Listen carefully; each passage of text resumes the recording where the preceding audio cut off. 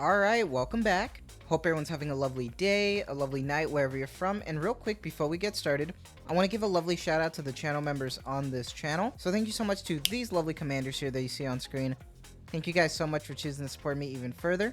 Your guys' generosity and gratitude means a lot to me, so thank you guys so much. And if you're actually interested in becoming a lovely commander yourself, if you're interested in any of these cute lovely emotes, the loyalty crown badges, if you are interested in supporting me even further, I do deeply appreciate it, so thank you if you choose to do so. But as always, just watching the content is truly the best way they can support me.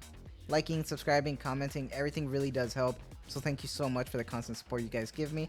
I love all of you guys. And for today's video, you know, it's kind of a rapid fire thing. I was getting ready for bed, and then Shift Up decides to tweet out the dev notes, so now I'm here.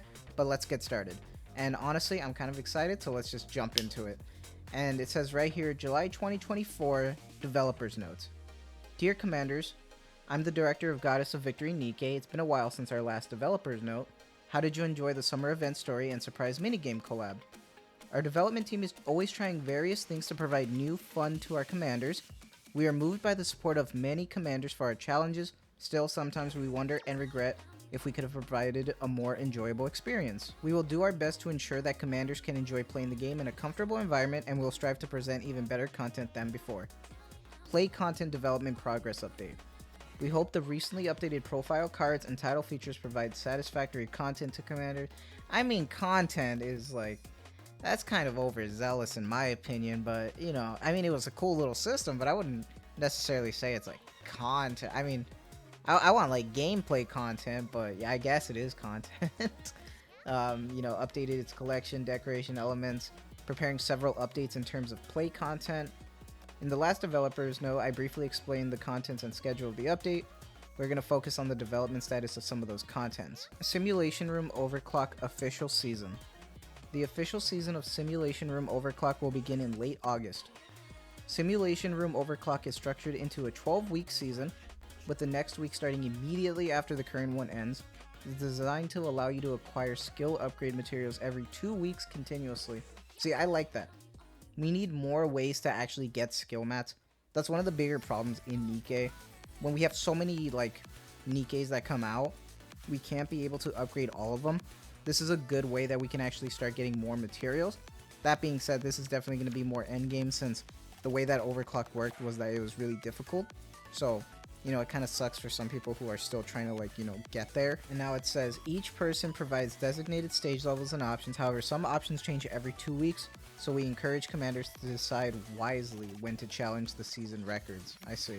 Okay. The recommended combat power for stages has increased compared to the beta season, adjust to align with the recent modification equipment updates.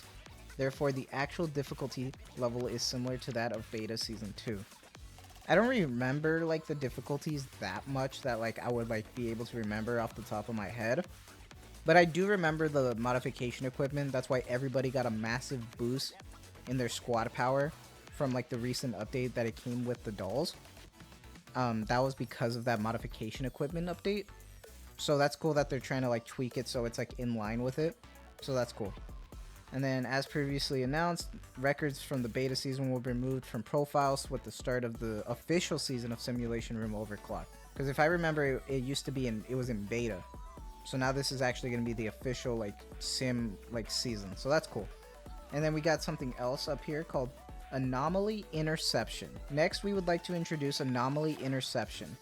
Anomaly Interception introduces bosses of higher difficulty levels, such as Combat Level D, S, and Special Anomaly Combat, featuring bosses like Ultras and Indivilia, unseen in previous combats.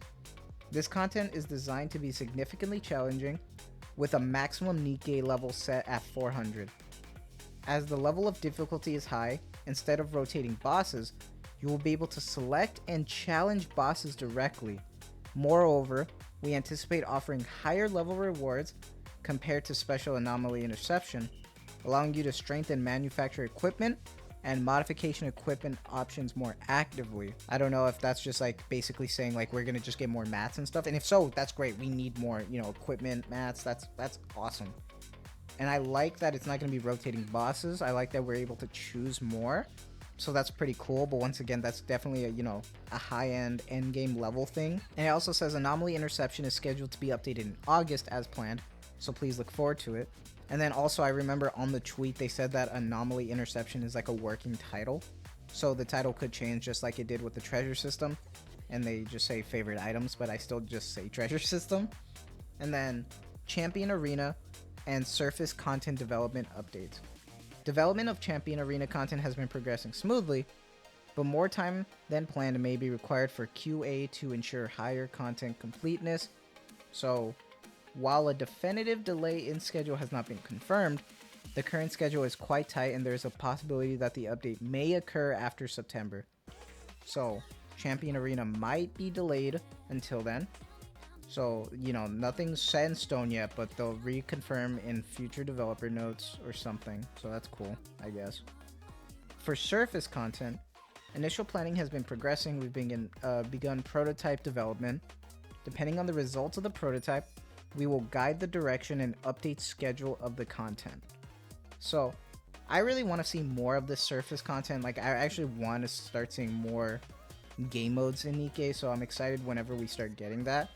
Honestly, it sucks that it's still like in prototype development, because I think it's like finally time we got like an actual game mode instead of just like end game stuff. I actually want to see more game modes, but that's just me personally. But here's one thing that I am excited for, and it's Harmony Cube level expansion. We plan to expand the level of Harmony Cubes through the September update. As the Harmony Cube level expands, cube abilities, skills, and cube equipment slots will also expand. We are currently reviewing the appropriate level of expansion.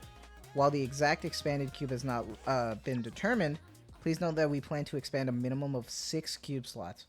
So that's cool.